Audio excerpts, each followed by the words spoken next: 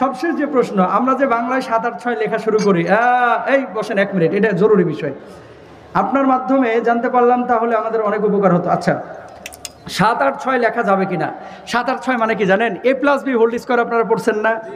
এই যে গণিতের যে সূত্র, এর মান এত, বি এর মান এত, সি এর মান এত, এরকম আরবি যে হরফগুলো, এটার এক একটা মান আছে, গবেষকরা বের করেছেন। তো বিসমিল্লাহর পুরো মানটা যোগ করলে বাইরের একটা মান আছে, সিনের মান আছে, মিমের মান আছে, এই মানগুলো বের করলে হয় ৭, ৮, ৬।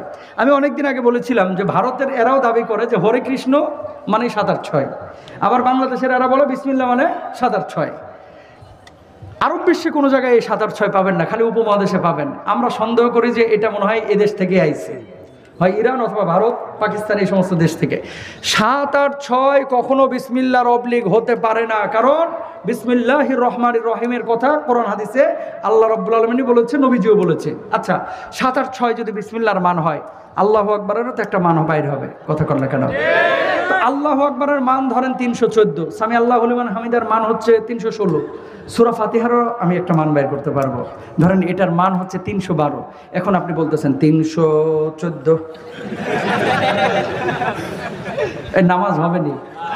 এখন সূরা ফাতিহার জায়গায় আপনি সূরা ফাতিহা না পড়ে বলতেছেন ৩১২, ৩১৫, রুকুতে চলে গেলেন। মুসল্লিরা পেছন থেকে একেবারে ঝাঁটা দিয়ে পিঠে মসজিদে খেদা দেবে, ঠিক কিনা ভাইরা?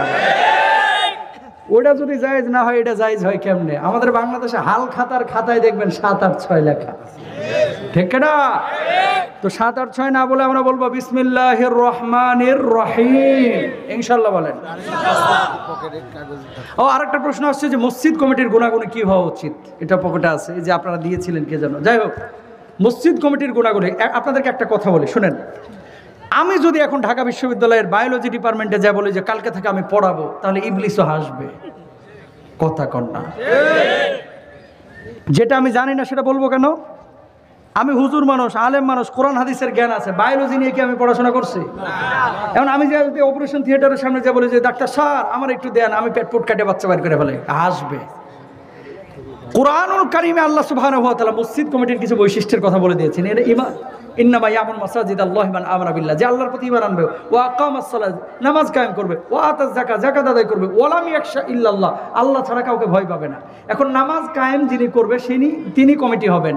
এখন যে কমিটি নামাজ পড়ে না, যিনি ঈমানের ক্ষেত্রে তার ঝামেলা আছে, যিনি সুদ ঘুষের সাথে জড়িত, আপনাদেরকে পরামর্শ দিব যে আপনি নিজের থেকে এই দায়িত্ব নেবেন না, কারণ আল্লাহর ঘরের পবিত্র দায়িত্ব অপবিত্র মানুষ দেওয়া হয় না, ঠিক কিনা?